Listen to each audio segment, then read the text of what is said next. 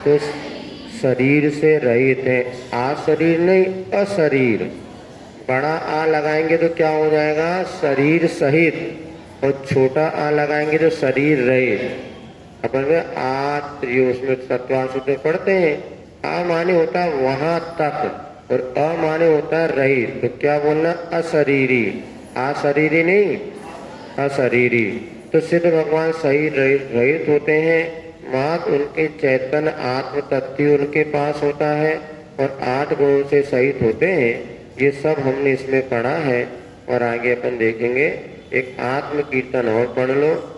सिद्ध भगवान जो शुद्धात्मा होते हैं वो आत्मा कैसी, वही हमारे पास के जो सिद्धों के पास आत्मा है। दुनिया में सबसे न्यारा यह आत्मा हमारा, सब देखन जानन हारा यह, शस्त्रों से कटे नहीं काटा, नहीं तोड़ सके कोई भाटा, मरता न मरी का मारा, आत्मा हमारा दुनिया में सबसे न्यारा यह जले नहीं अग्नि में, भीगे न कभी पानी में, सूखे न पवन के द्वारा, यह आत्मा हमारा।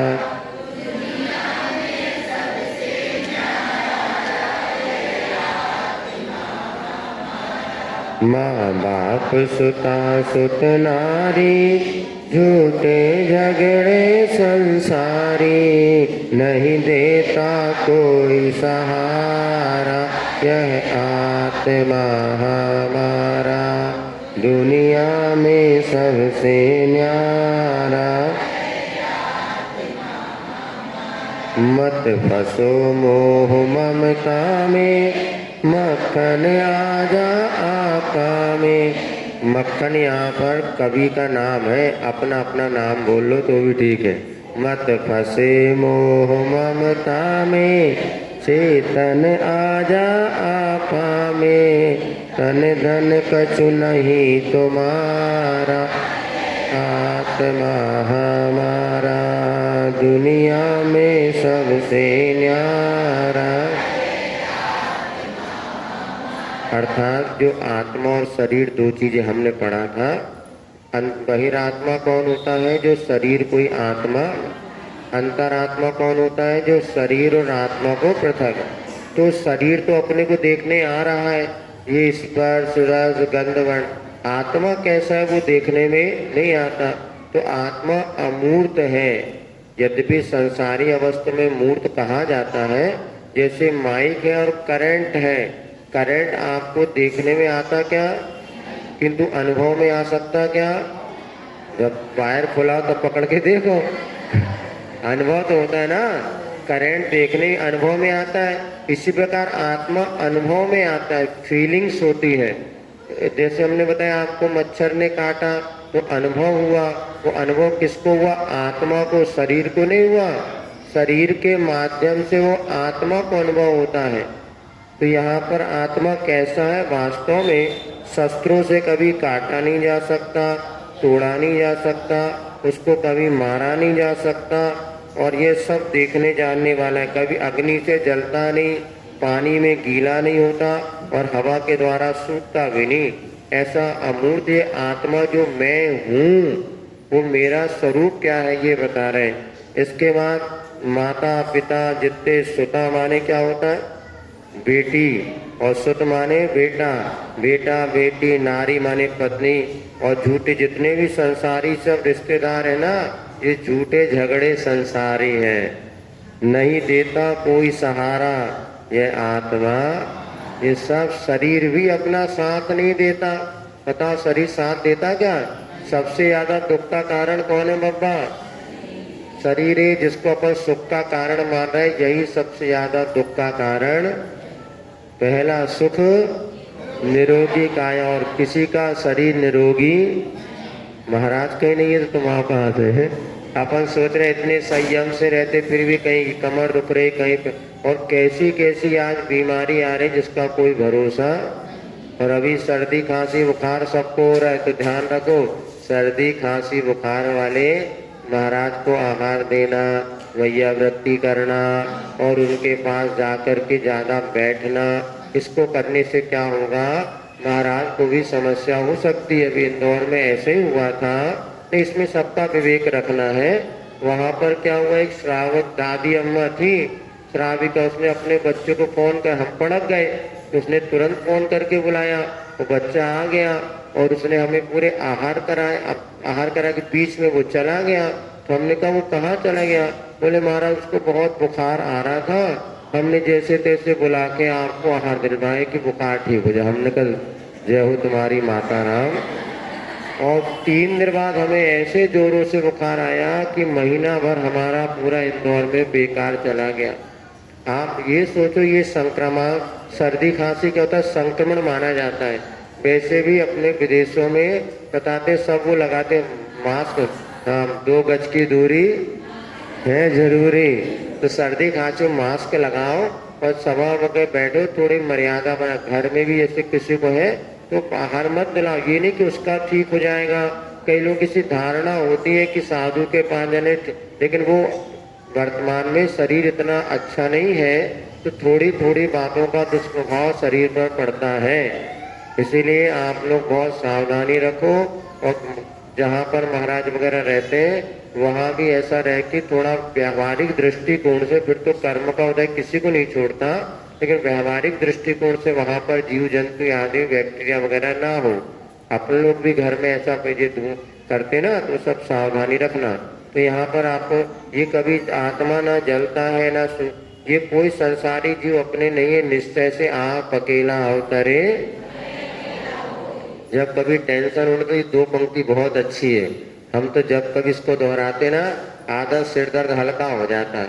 जब दूसरों के निमित्त से परिणाम बिगड़े ना तो क्या बोलना, आप अकेला अवतरे मरे अकेला हो, यो कबहू से जीव का साथी सगा। आधा मन हल्का हो जाएगा। दुनिया को लेके अपन रो रहे गा रहे टेंशन कर रहे सिर पकड़ रहे, लेकिन वास्तव में जन्मना अकेला हो जाना भी, इसलिए ज्यादा विकल्प नहीं करना।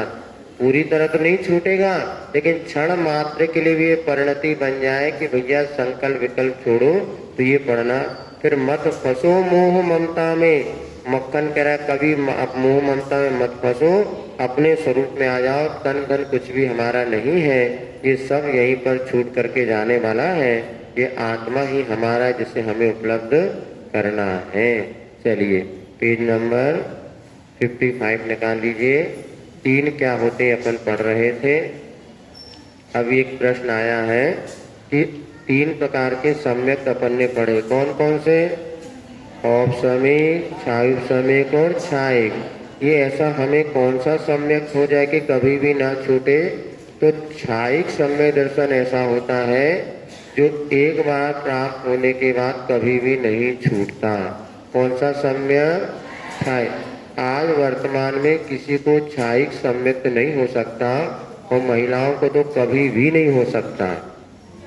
बता तो रहे, मरने पड़े वो, मरो स्वर्ग जाओ और वहाँ पे फिर आके मनुष्य बनो, फिर केवली शुद्ध केवली का लाभ मिले तो छायिक सम्यक हो सकता है। वर्तमान में क्षयोपम सम्यक तो सबको हो सकता है, आपको भी हमको भी। वर्तमान में मुनि महाराज को भी छायिक सम्यक नहीं हो सकता। क्यों नहीं हो सकता, क्योंकि आज केवली और शुद्ध केवली नहीं है। जब केवली और शुद्ध केवली होते हैं उन्हीं के चरणों में ही छायिक सम्यक होता है, और छायिक सम्यक एक बार हो जाए तो कभी भी छूटता नहीं है। चलिए आपके प्रश्न का समाधान कर दिया, और किसी कोई प्रश्न तो ऐसी चिट्ठी भेज दिया करो तो समाधान हो जाएगा। समाधान हो गया, चलो है। हाँ मरना भी अच्छे से पढ़े। नहीं मिल जाएगा। स्वर्ग तो बहुत सरल। ये बताओ, सुनो, सबसे ज्यादा सीट स्वर्ग में है कि नरक में? नरक तो 7 ही है, स्वर्ग कितने? 16 सर्ग, भवन, व्यंतर, ज्योतिष, उसके बाद 9 ग्रह। तो स्वर्ग बहुत जल्दी मिलता है, नरक बहुत कठिन है। तुम लोगों को नरक मिल ही नहीं सकता, इतने तुम लोग पाप कर ही नहीं रहे। इतना क्लास में हमारी जो बैठेगा उसके तो देव बनेगा पक्का, नारकी यहाँ आएगा ही नहीं वो। क्यों? क्योंकि देखो, नरकी बनने के लिए बहुत पाप करना पड़ता है। पुण्य, स्वर्ग जाने के लिए थोड़ा सा पुण्य कर लोगे ना तो भवनवासी व्यंतर जी बनी। देखो नमोकार मनुष्य का उपासना भगवान ने उपदेश दिया, अब नाग नागनी देव देवी बन गए। तो देव बनना कोई कठिन नहीं है, बस कसाय मंद रखो। 4 कसाय होती ना, जितनी आपकी कसाय मंद होगी उतने ऊपर आपको स्वर्ग मिलेगा। ज्यादा गुस्सा नहीं करो, ज्यादा अहंकार मत करो, ज्यादा मायाचारी नहीं करो, थोड़ी बहुत तो करो, ज्यादा नहीं करो, और ज्यादा लोभ नहीं करो, हाय तोबा मत मचाओ, तो नियम से स्वर्ग ही मिलेगा। अपन नहीं, मिथ्या दृष्टि भी सामान्य जो होते ना, जो देव शास्त्र को नहीं मानते, उनकी भी कसाय जब मंद होती है तो वो स्वर्ग संपदा को प्राप्त कर लेते हैं।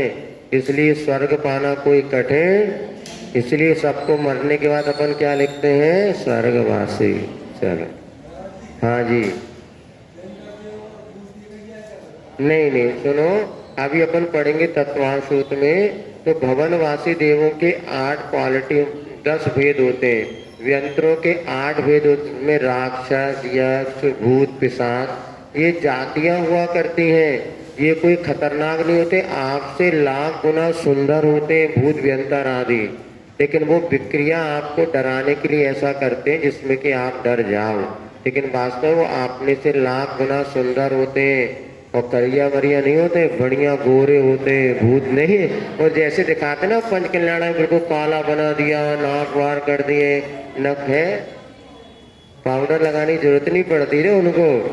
बैक्टीरिया शरीर होता है, वो अपने शरीर, सुनो, आगम में लिखा है देव सर्वांग सुंदर होते, उनके बाल भी नहीं होते और दांत भी नहीं होते, लेकिन बाल के स्थान पर वैसे प्लास्टिक के बाल जैसे होते, गुड्डी होती ना, डॉल डॉल ऐसे होते। ये अपने खून पीप मांग उनके शरीर में नहीं होता, ना कोई खून है, ना पीप है, ना मांस है। जैसे प्लास्टिक के रबड़ का गुड्डा बना लो, ऐसे उनका वैक्रियक शरीर होता है। वो अपने शरीर को इतना छोटा बना सकते हैं कि सुई के धागे में जो डालते ना, सुई में धागा, उससे छेद में से एक देव निकल जाए। और बड़ा बनाए तो इतना बड़ा बना सकते हैं कि यहाँ से 100 मंजिल की बिल्डिंग बराबर का एक ही देव इतना बड़ा शरीर है। उनके बाद विक्रिया आगे अपन पढ़ेंगे, अभी इतने ध्यान रखो। चलिए, इसके बाद आपको बताया था जन्म के 3 प्रकार, कौन कौन से? गर्भजन्म, सम्मोचन और उपास जन्म। भव्य जीव के 3 भेद बताए थे, कौन कौन से? हाँ, जो किसी ने इसमें भव्य में 3 भेद भी लिख दिया था कॉपी में, 3 भेद नहीं, वहां तो भव्य जीव के 2 भेद थे। चलिए, तो निकट भाव किसे कहते हैं? जिसने सम्यक दर्शन प्राप्त किया और शीघ्र ही मोक्ष। दूर भाव जिसने सम्यक दर्शन प्राप्त नहीं किया किंतु करके मोक्ष। और तीसरा जो कभी सम्यक दर्शन प्राप्त नहीं करेगा ना ही मोक्ष जाएगा।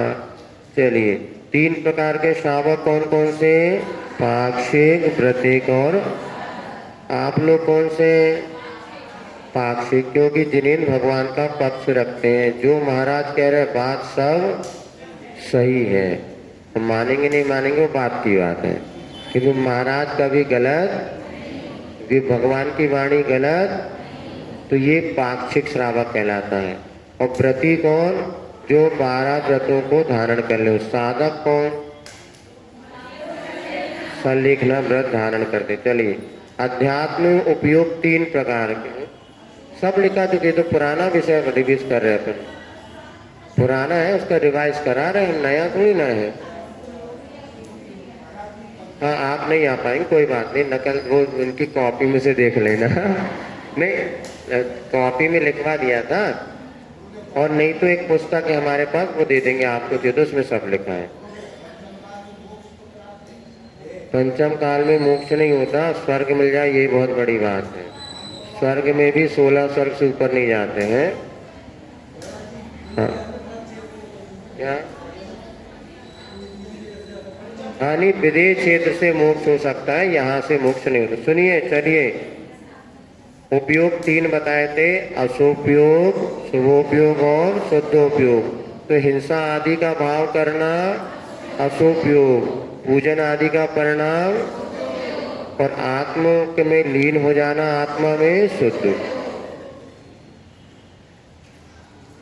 इस प्रकार के मूर्ता 3 होती है। ये तो पंचेंद्रिय त्रियंश 3 प्रकार के कौन कौन से? चेतना के 3 भेद। हाँ, ये भेद याद रखते चलो, जिसकी परिभाषा हमें बताना, हम आपको समझा रहे हैं। नहीं तो भेद प्रभेद तो सबके ही याद करना है।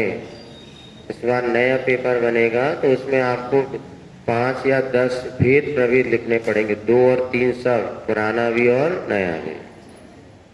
भेद प्रवेश के 2 भेद कौन कौन से, अथवा 3 भेद कौन कौन से? इस बार बहुत सरल बन गया था। पंचेंद्रिय त्रियंश के 3 भेद। अच्छा, जलचर, थलचर और मनुष्य। कौन सा चर है? मनुष्य चर नहीं है, मनुष्य तो मनुष्य है। त्रियंश के 3 भेद है, जलचर, थलचर और संलेखना मरण के 3 भेद कौन कौन से? ये सब याद होना चाहिए सबको, समझे? शल्य 3 होती है, कौन कौन सी? आप के 3 गुण बोलो। मूर्ता के आते लेकर, मूर्ता 3 प्रकार की। पात्र के 3 भेद। वेद 3 होते हैं। पारिणामिक भाव के 3 भेद।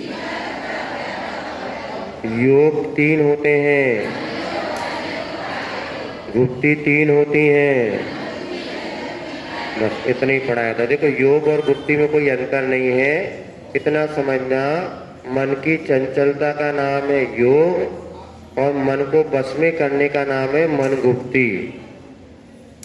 मन की चंचलता को रोक देना, इसका नाम क्या है? मन गुप्ती। और मन की चंचलता का नाम क्या है? योग। योग किसे कहते हैं? मन की चंचलता का नाम है मनोयोग। और मन की चंचलता को रोक दिया तो क्या हो गए? मनोगुप्ती। ठीक। इसी प्रकार वचन की चंचलता का नाम वचन योग, काय के चंचलता का नाम काय योग। और इन तीनों को अगर आपने रोक दिया, कंट्रोल कर लिया, तो उसका नाम हो जाता है गुप्ती। ठीक है ना? हे भगवान, अरे मन की चंचलता का नाम मन योग, और मन को बस में करने का नाम मन गुप्ती। इतना ही समझ लो। इसी प्रकार वचन और काय में भी लगा लेना चाहिए।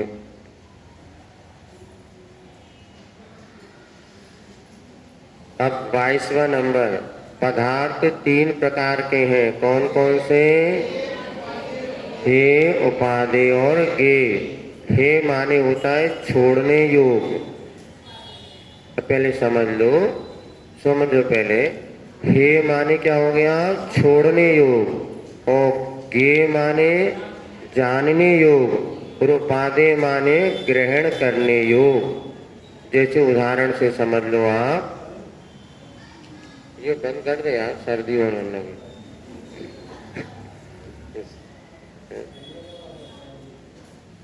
कौन कौन से 3? हे, उपाधि और गे। अब समझो आप, आपका पेन क्या है? उपाधि। घर जाओगे तो किसका पेन ले जाना? अभी घर जाओगे ना, यहाँ से अड़ोस पड़ोस का पेन भी है। आपका पेन सफेद रंग का, पड़ोसी का नीले रंग का। तो अपना पेन क्या हो गया? उपाधि। और पड़ोसी का पेन हे, उसको छोड़ना। और मंदिर की पुस्तक या मंदिर का माइक, ये गे, इसको जानो तो ना ले जाना ना छोड़ना। गे माने होता है जानने योग, हे माने छोड़ने योग, और उपाधि माने ग्रहण करने योग। लिख लिया तीनों? उपाधि माने बोलो, हे माने और गे माने, तो अपना पेन क्या है? अपना पेन क्या है? उपाधि। और पड़ोसी का पेन, और मंदिर की घड़ी ये। माँ जानो, समय देख लो और चले जाओ, अब ले जाना नहीं घर ना। वो तो जैसे 6 द्रव्य होते ना, तो जीव द्रव्य तो है उपाधि। जीव द्रव्य क्या है? उपाधि के आगे लिखो जीव द्रव्य। उद्गल द्रव्य क्या है?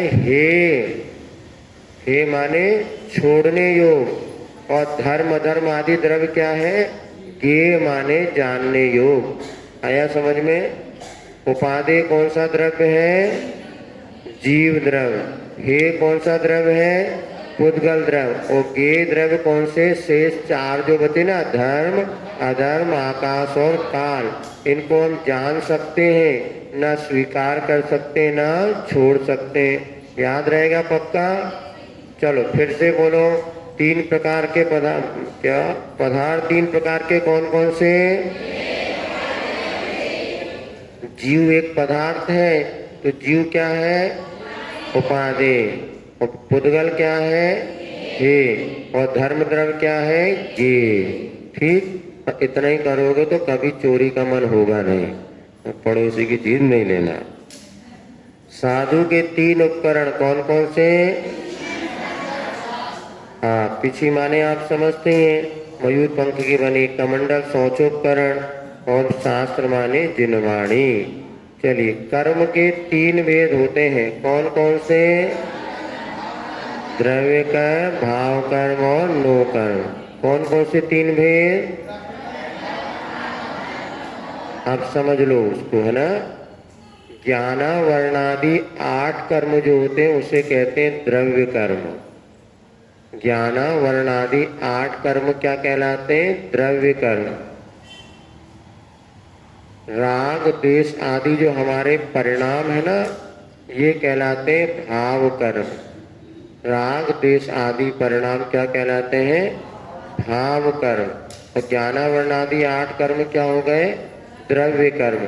जो कि द्रव्य कर्म क्या हो गए? अचेतन रूप है। द्रव्य कर्म कैसे? अचेतन माने जड़ रूप। और भाव कर्म कैसे है? चेतन रूप है, चेतन के विकार। वो तो एक समझा रहे आपको। भाव कर्म क्या हो गया? हमारे परिणाम। जैसे हमने गुस्सा किया तो ये भाव हो गया, लेकिन जो हमारी आत्मा में कर्म बंधे थे वो कहलाता है द्रव्य कर्म। इतना आई समझ में? तो द्रव्य कर्म किसे कहते हैं? ज्ञाना वर्णादि 8 कर्म, ये क्या कहलाते हैं? और भाव कर्म क्या कहलाता है? राग द्वेष आदि परिणाम। और नो कर्म किसे कहते हैं? शरीर का नाम है नो कर्म। शरीर जो हमें मिला ना, शरीर को क्या कहते हैं? नो कर्म। तो सिद्ध भगवान जो होते हैं तीनों कर्मों से रहित होते हैं। ज्ञान शरीरी त्रिविध कर्ममल वर्जित सिद्ध महंता। सिद्ध भगवान के तीनों कर्म नहीं होते। कौन कौन से? द्रव्य कर्म, भाव कर्म और नो कर्म। तो शरीर भी नहीं होता, ज्ञानावरणादि 8 कर्म भी नहीं होते, और राग द्वेष आदि परिणाम भी हो गया। समझ में आ गया?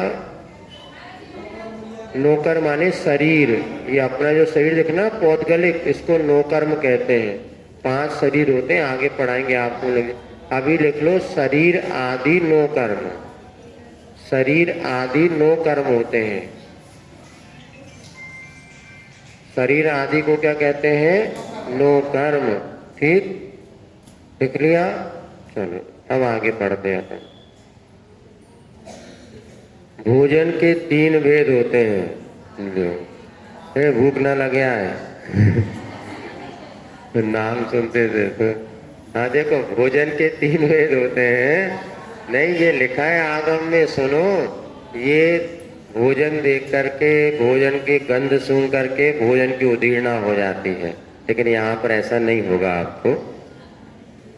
3 प्रकार के भोजन है, सात्विक, राजसिक और तामसिक। इसमें इतना ही समझ लो, नाम तीनों याद। सात्विक माने हो गया अपने दाल रोटी सब्जी, ये होते सात्विक भोजन। राजसिक माने हलवा, पूड़ी, खीर, इसको कहते हैं राजसिक। और तामसिक माने होता है पिज्जा, बर्गर, आलू, प्याज, ये तामसिक कहलाते हैं। तामसिक माने इससे बुद्धि में अंधकार फैलता है, बुद्धि बेकार होती है। जितने भी आपको हैं हंस रहे हैं तो क्या तामसिक तो है ही। आलू प्याज वगैरह कौन सा भोजन माना जाता? तामसिक। और अपनी दाल रोटी सब्जी सात्विक। हलवा पूड़ी जो मिर्च मसाला खूब तेज जिसमें मिर्च मसाला डालते ना, ये सब राजसिक भोग माने जाते हैं। तो सात्विक भोजन करेंगे तो ज़्यादा स्वस्थ रहेंगे। राजसिक और तामसिक भोजन आपके लिए अनुकूल नहीं है। सप्ताह 15 दिन में एक दिन तो ठीक ठाक है, अब रोज ही वो खाओ तो मुश्किल हो जाएगी। लेकिन ऐसा नहीं, हलवा पूड़ी भी खाना चाहिए। मंडी हिला रहे, अच्छा खाओगे तभी तो खिलाओगे रे। क्यों नहीं खाते? खाना। सुनो, अभी एक पेपर में हमने पढ़ा था क्या, पकोड़े खाओ वायरल भगाओ। इस समय जो है ना बढ़िया गरम गरम भजिए, बबरा, और ये अपने आप बनते थे, नहीं बनते थे?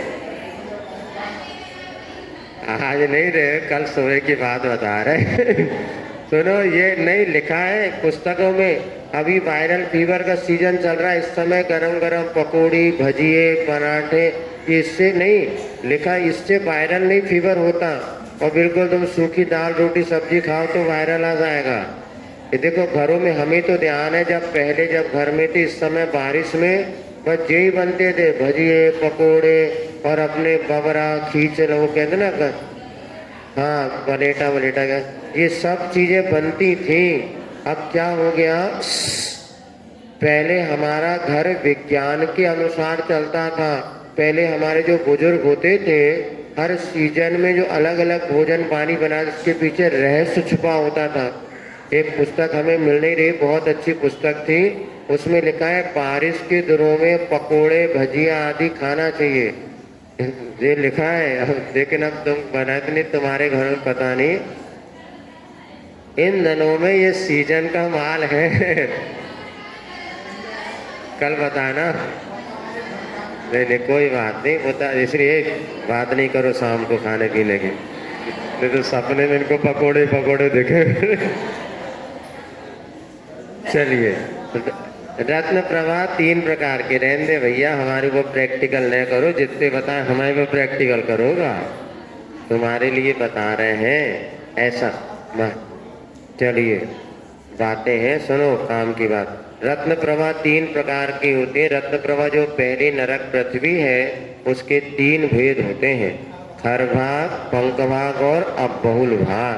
जब अपन 3 लोग का नक्शा पढ़ेंगे, एक आध दिन तुम लोगों का मन में तो प्रोजेक्टर वगैरह बुला करके कोई भैया को बुलाना पड़ेगा, उसमें पूरे 3 लोग का नक्शा आपको समझा देंगे। अन्यथा सबके पास मोबाइल है, उसमें जैन डिजिटल पाठशाला आप डालें, उसमें प्ले लिस्ट में जैन भूगोल को क्लिक करेंगे तो उसमें 3 लोक का नक्शा, स्वर्ग नरक सब कुछ दिया है उसमें, और वो आप वीडियो देख के लाभ ले सकते हैं। अन्यथा कभी योग बनेगा तो यहाँ पर आपको दिखाने का मन बना देंगे, समझा देंगे। तुम लोग भी घर में देख लो, ना बने तो हमसे आके पूछ लो, तो हम आपको समझा देते हैं, ऐसा। चलिए, इसके बाद कह रहे तो खर भाग, पंख भाग। अब जैसे मान लीजिए पहली पृथ्वी हो गई, ये तीनों मिला के पहली पृथ्वी नरक की, उसका नाम है रत्न प्रभा। सबसे ऊपर होता खर भाग, फिर पंख भाग और सबसे नीचे अबहुल भाग। तो पहले नरक सबसे नीचे तो रहते हैं नारकी, और इन 2 भागों में रहते हैं भवनवासी और व्यंतर देव। इनमें 7,72,00,000 जिनालय बने हैं। कहाँ? मंदिर। तो पहले नरक जो रत्न प्रभा भूमि है ना, उसमें 7,72,00,000 जो अधोलोक के जिनालय हम कहते हैं वहां पर बने। हम यहाँ बैठे ना, इसके नीचे अधोलोक में सुनो सब भगवान 7,72,00,000 अधोलोक के जिनालय वो कहाँ पर बने हैं? प्रथम भूमि में। तो ये 3 भाग है, खर भाग, पंख भाग और अबहुल भाग।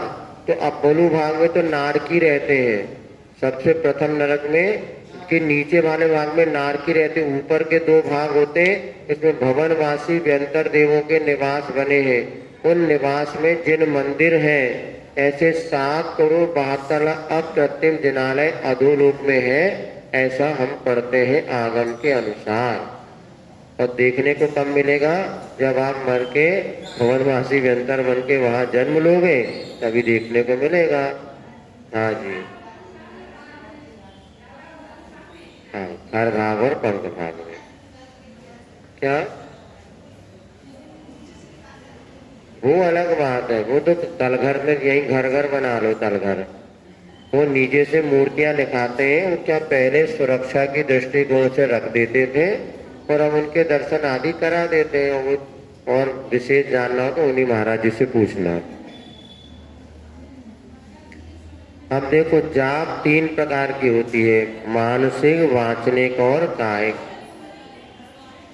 खर भाग में वो भवनवासी के भवन बने होते हैं। खर भाग और पंख भाग 2 कॉलोनी देवों के लिए है। ऊपर असुर कुमार के रहते हैं, नीचे और उनके जो 10 भेद है ना, कुछ देव नीचे रहते हैं, कुछ 2nd फ्लोर पर, कुछ 1st फ्लोर पर है।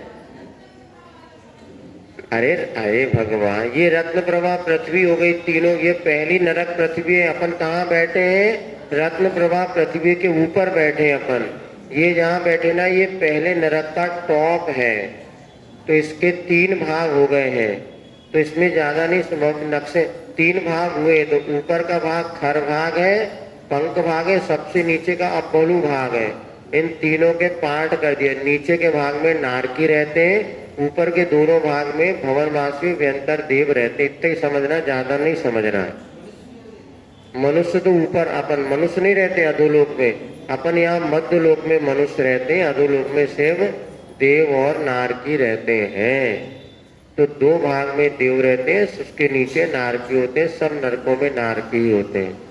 चलो, इसके बाद जाप 3 प्रकार के करते हैं हम लोग। कौन से? हाँ, बिना हो, बस समझ लो, आप बाद में लिखते रहना कि समझ लो। मानसिक जाप में क्या होता है? किसी प्रकार के ना उंगली हिलाना, ना होठ हिलाना, मन ही मन नमो, अभी तो हम बोल रहे मन में ही नमोकार मंत्र का जाप करना, ओम ह्रीम नमः आदि। तो मानसिक जाप, जिसमें उंगली भी नहीं हिलाना, वचन से भी बोलना नहीं। दूसरा क्या होता है? वाचनिक, अर्थात नमो वरिंताणम, उंगली भी नहीं हिलाना, जैसे बैठे मात्र मुख से हल्का हल्का उच्चारण करना, नमो वरिंताणम, नमो सिद्धाणम, नमो। ये वाचनिक जाप। और कायिक जाप में क्या होता? उंगली वगैरह भी हिलाते हैं, इसको कायिक जाप कहते हैं। शरीर के सहारा लेके जाप करना। माला ले लिया, ये भी कायिक जाप हो गई।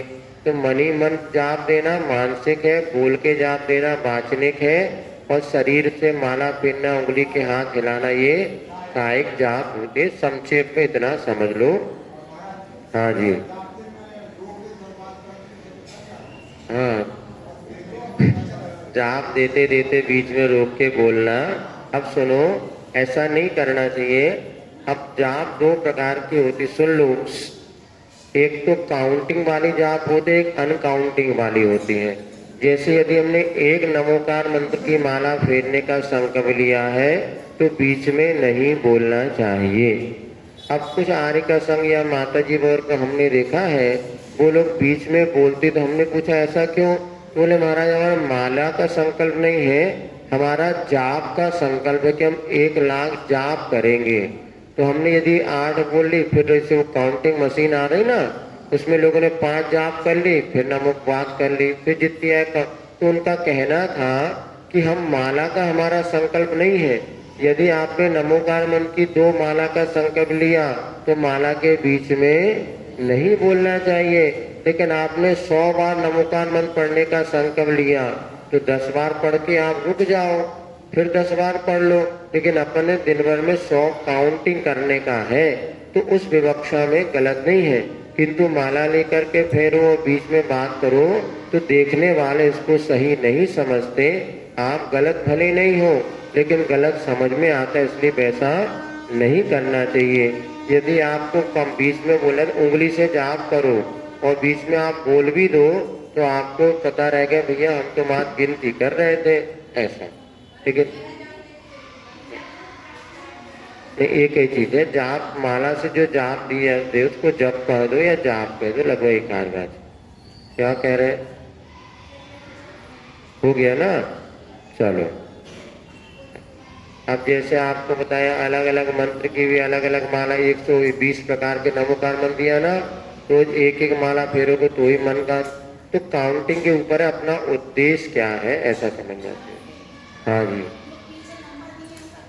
पीछे नंबर इसलिए दे, 10 नंबर पे जो मंत्र लिखा ना, 1 नंबर करते नमो अरियंताणम, 2 का अर्थ है नमो सिद्धाणम, 3 का अर्थ है नमो आयरियाणम, 4 का नमो उपाध्यायाणम, नमो लोहे। सब सामने जो शब्द में लिखा है उसमें कई बार कंफ्यूज हो जाएगा, तो आपको बड़े अक्षरों में लिख दिया है 1 3 5 4, 2 का अर्थ क्या हो गया, 1 3 5 4 2, इसका अर्थ क्या हो गया, नमो अरिंताणम, नमो आर्याणम, नमो लोही सत्साणम, नमो अध्यायाणम, नमो सिद्धाणम। आ गई समझ में? नहीं आई? आ गई ना? वो अंक 1 नंबर का अर्थ होता है नमो अरियंताणम बोलना, 2 का अर्थ होता है नमो सिद्धाणम बोलना। तो जहाँ पर 2 अंक लिखा है वहां पर आपको नमो सिद्धाणम बोलना है। तो वही जो 120 आगे लिखा था उसको पीछे अंक में लिख दिया, इसमें स्टर, जब आप माला फेरने बैठो तो पोस्टर सामने रख लो और रोज एक माला के साथ एक टिक लगाते चले जाओ, तो 6 महीने में अगर आपको 120 मालाएं हो जाएंगी और मन की एकाग्रता आपकी कार्य की सिद्धि में बहुत अच्छा निमित्त बनेगा। एक बार प्रैक्टिकल करके देखो कि प्रतिदिन एक माला इस क्रम से फेरेंगे जिस क्रम से बोर्ड में वह लिखा हुआ है। आई समझ में? चलिए, अब विमान 3 प्रकार के होते हैं जो देवों के विमान बनते हैं ना, वो एक तो होते हैं गोल में सबसे बीच में मिड में, फिर ऐसा पंक्तिबद्ध होते हैं, और कुछ बीच में बिखरे हुए होते हैं पुष्प के जमान। जैसे एक ये बीच में विमान हो गया, अब चारों तरफ 4 पंक्तियां होंगी पंक्तिबद्ध, तो बीच का विमान होता है उसको कहते हैं इंद्रक विमान। बीच के विमान को क्या कहते हैं? इंद्रक। आई समझ में? तो चारों तरफ लाइन खींची हुई है उसमें जो विमान होते हैं उसको कहते हैं श्रेणीबद्ध है। चित्र बता रहे हैं, ये सब मोबाइल में देखना बहुत अच्छी तरीके से लिया है।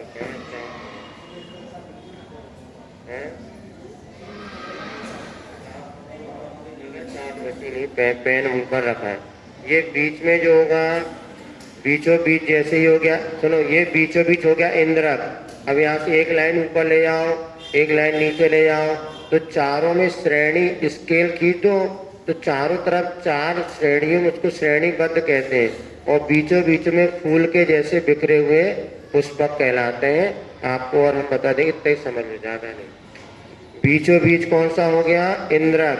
और सीधे लाइन से चारों दिशाओं में 4 बना दो तो वो श्रेणीबद्ध। और उन चारों दिशाओं के बीच में कुछ ऐसे जैसे उनको भी लाइन में नहीं बने, जैसे अपने कॉलोनीज वगैरह बनती है, कुछ बिल्कुल लाइन में मकान होते हैं, वो श्रेणीबद्ध। और ये अभी अपने बना, एक आधा निकल रहा है, एक बाहर निकल रहा है, एक ये हो रहा है, तो उसको कहते हैं पुष्पक, क्या प्रकीर्णक। इस प्रकार से आपके 3 ही होते हैं। चलिए, इतना रखते हैं। आगे पंक्तिबद्ध, श्रेणीबद्ध कहो या पंक्तिबद्ध, एक ही बात है। चलिए, कल अपन पढ़ रहे थे वीतराग स्तोत्र, पेज नंबर 4 पर। शिवं शुद्धबुद्धं परं विश्वनाथं, न देवो न बंधु न कर्मा न कर्ता न अंगं न संगं न स्वेच्छा न कायं,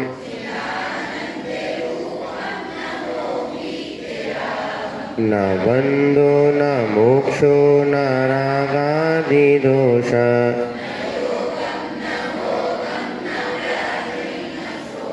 न कोपम न मानं न माया न लोभम।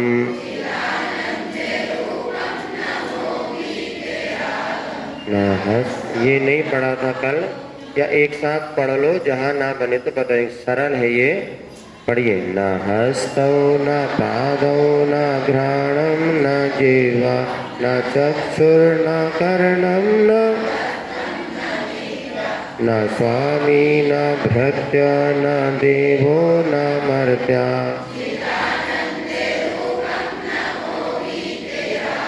न जन्म न मृत्युर्न मोहं न चिंता न क्षुद्रो न भीतो न पाशं न तंद्रा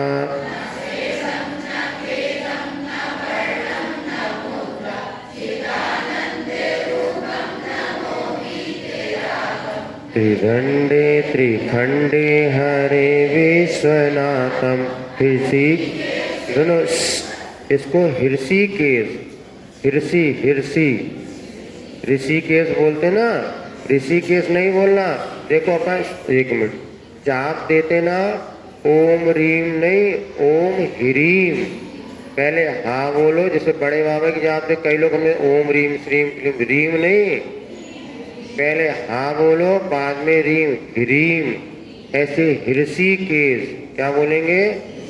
ऋषिकेश विध्वस्त कर्मादिजालम न पुण्यम न पापम न चाक्षादिगात्रम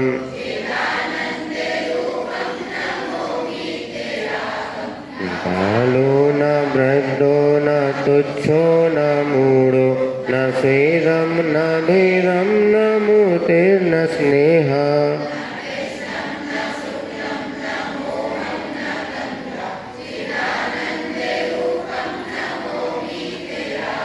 न आद्यं न मध्यं न अन्तं न चान्यत् न द्रव्यं न क्षेत्रं न कालो न भावा गुरुर्नापि हीनं न दीनं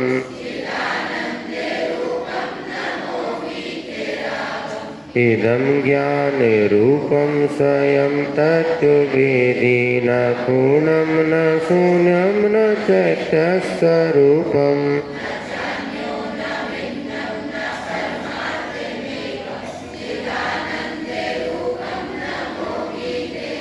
अब देखिए इसको हम उच्चारण करा देते। आत्मा राम गुणाकरम गुण निधिम, पहले इतना बोल लो। आत्मा राम चैतन्य रत्नाकरम सर्वे भूत गतागते सुख दुखे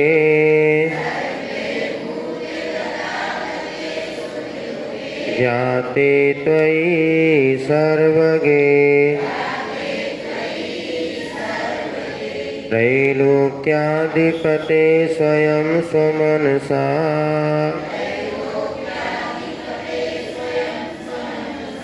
ध्यायन्ति योगीश्वरा वन्दे तं हरिवंश हर्ष हृदयम्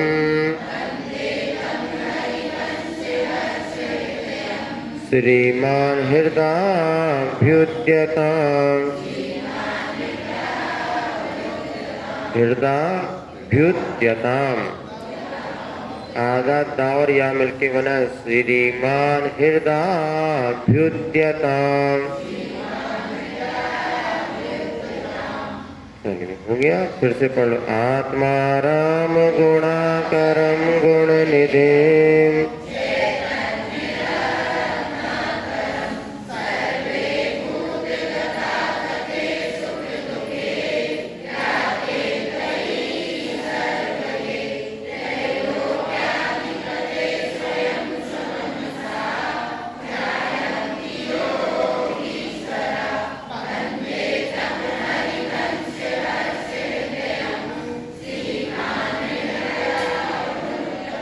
चलिए पेज नंबर 68 दो चार हाइकू और पढ़ लेते फिर छुट्टी करेंगे ना। चलो सबको याद हुए हाइकू? दो चार यहाँ सब याद करो, बोलो जल्दी से। पहला, दूसरा,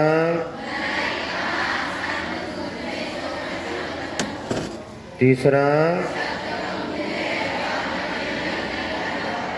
हाँ, हाइकू भी आएंगे कम से कम 5। हाँ, सब याद करो, फिल इन द ब्लैंक्स में भी आएंगे।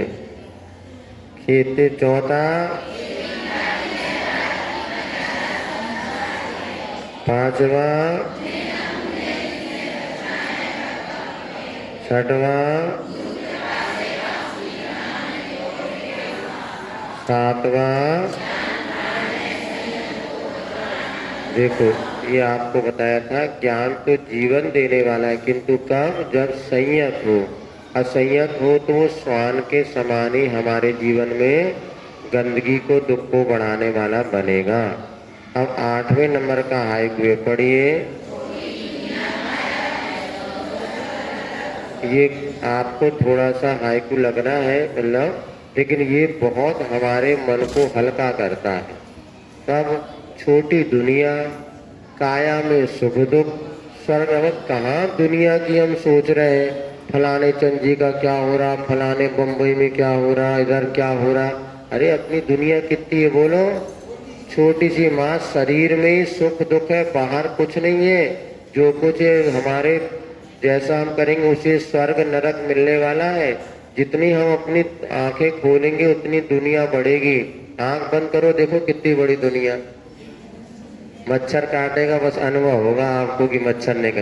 तो शरीर में ही सुख देखो और शरीर में ही स्वर्ग नरक है, इसलिए ज्यादा सोचना बेकार है। देखो इसमें लिखा ना अंत में, ज्यादा सोचना देखो 74 पर, ज्यादा सोचना बेकार है, इतना समझ लो बस, इसी दुनिया से लड़ना है और इसे। अरे 74 नहीं जाना, 74 नंबर पेज पर। हाँ, लास्ट पेज क्या है भगवान। हाँ कोई बात नहीं, 74 नंबर अंतिम पेज, अभी भी नहीं पलटा पा। देखो नीचे लिखा है, ज्यादा सोचना बेकार है, इतना समझ लो बस, इसी दुनिया से लड़ना और इसे। दुनिया छूटेगी कि तब वहीं पे लड़ना है और उसको। इसलिए ज्यादा दिमाग मत चलाओ, ज्यादा सोचो नहीं। आज सबसे ज्यादा वही व्यक्ति दुखी हैं जो बहुत सोचते हैं।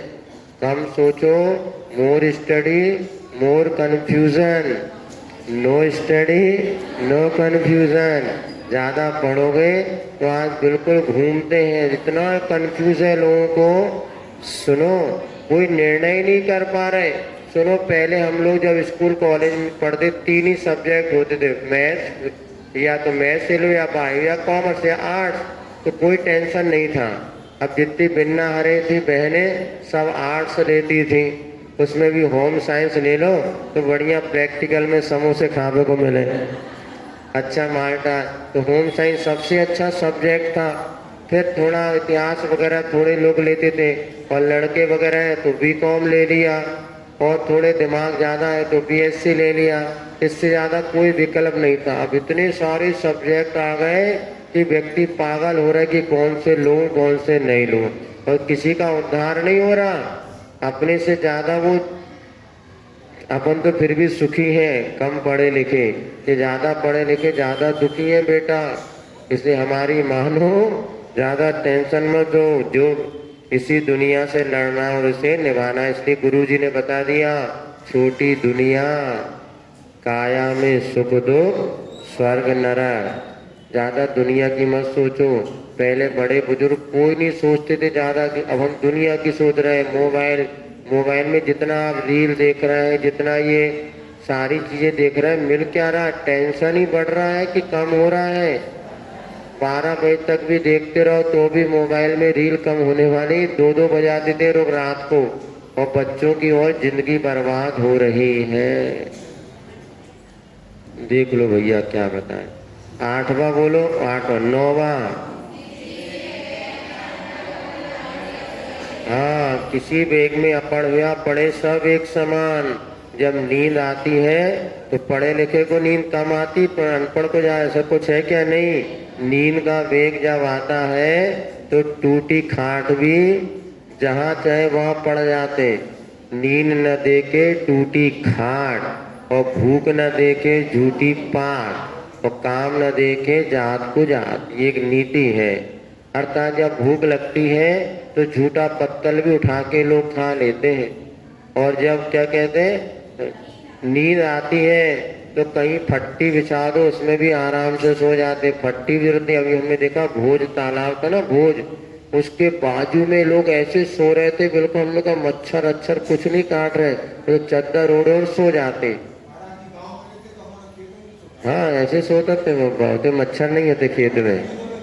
खेतों में एक ही मच्छर नहीं मिलते, ये शहरों में मच्छर हैं, लेकिन सब तुम्हारे छोड़ के थे भगे आए मच्छरों के बीच का। इसके बाद देखो काम अर्थात जब मन में विषय वासना उत्पन्न होती है तो अपनी जाती है, पर जाती है, कौन सा क्या है कोई भरोसा, और वो व्यक्ति राग रंग में फंस जाता है। इसलिए देखो एक पुस्तक ये बहुत अच्छी है, गुरुवर का, बेटी के नाम गुरुवर का संदेश, ये पुस्तक हम यहाँ पर लेके आए। हर व्यक्ति इसको पढ़ने के लिए ले जाओ। और स्कूलों में इसमें धर्म की कोई बात नहीं है, माँ जीवन जीने की कला दी है उन बेटियों के लिए। वो जो छोटी छोटी बातों में अपने जीवन में अहित कर लेती हैं तो कैसे वो बचे। गुरु ने इस विषय में एक बेटी को जो संदेश दिया, कथा सही है कि नहीं, किंतु बहुत अच्छा है। हमने इसको पढ़ा, स्कूलों में कई लोगों को दिया। क्या जैनों तक तो हम पहुंचा सकते हैं, लेकिन जो जैनेतर बेटियां हैं उन तक ये पहुंचाने की आपकी जिम्मेवारी उन टीचरों को दो। जितनी पुस्तक आप इसको बांट सको उतनी पुस्तक हम आपको उपलब्ध करा देंगे। लेकिन जो बेटी भी इसको एक बार अच्छे से पढ़ लेगी, हमें विश्वास है कि आगे किसी गलत कदम उठाने पर 10 बार सोचेगी। इसलिए सब महिलाओं को पुस्तक पढ़ना है और ले जाओ। और स्कूल में, कॉलेज में, अड़ोस पड़ोस के जो आपके जैनेतर बंधु भाई बहन बेटियां हैं, पुरुष भी पढ़ सकते हैं, ऐसा कुछ गलत नहीं है इसमें।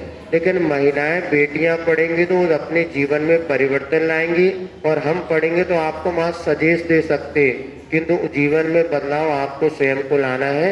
ये पुस्तक यहाँ रखी है। आज मुकुट सप्तमी के अवसर पर हमने दोपहर में कुछ बेटियों बहनों को पढ़ने दी थी, तो हमने सोचा और आप लोगों को भी दे देते हैं।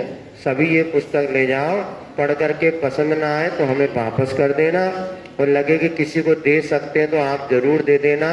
और आपको जो 10-12 पुस्तक, और जब तक पूरी पुस्तक ना पढ़ो तब तक ककड़ी का सबका त्याग रहेगा, पूरी पुस्तक पढ़ने तक। सुनो, इसमें धर्म का नहीं है, शुद्धि आदि का ज्यादा विकल्प नहीं है। किसी भी कैसे भी आप इसको पढ़ करके किसी को भी दे सकते हैं, तो ये ले लेना। ये हाइकू आपके बता दिया, छोटी दुनिया काया में सुख दुख स्वर्ग नरक। 15 ये हाइकू सबको याद करना है, और इधर 15-30 हाइकू सबको याद करना पड़ेगा। कल परसों में रिजल्ट खुलेगा तो रविवार को ही सबको यहाँ पर प्रवचन सभा में पुरस्कृत किया जाएगा। बहुत अच्छे अच्छे पुरस्कार यहाँ पर बुलाए जा रहे हैं, और अच्छे अच्छे कर बढ़िया उच्च क्वालिटी के, जिसमें आप लोग अगली बार और अच्छी पढ़ाई करो तो और अच्छा आपको ये पुरस्कार मिल सके। चलिए ठीक है ना, इतने रखें। बोले महावीर भगवान की। और वहाँ पर सुनो, 17 तारीख को जो पहली प्रतियोगिता होने वाली है, उसमें सभी को भाग लेना है। वो पुस्तक आपको कल उपलब्ध हो जाएगी, अन्यथा मोबाइल में PDF पहुंच चुकी है, जिसमें 100 पहेलियाँ, 108 पहेलियाँ, ठीक है ना। सब लोग तैयार करो, और उसमें ज़रूर आपको पार्टिसिपेट करना है। आंसर सब उसी पुस्तक में दिए हैं।